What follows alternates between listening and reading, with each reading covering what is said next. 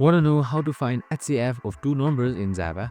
So today in this video we are finding HCF or highest common factor of two numbers in Java. So I'm just going to show you and explain you this code right here. It's just a simple 10-line code.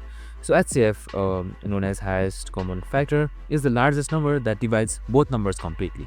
In our code we take two numbers, that is 60 and 36. We integer a as 60 and we take integer b as 36.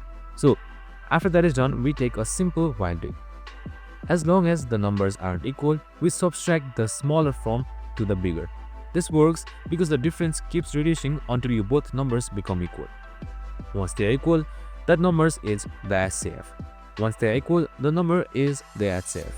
Finally, we print it out using system.out.println, and we just simply print out the HCF as a. You can just simply run this code right here, and your answer should be 12.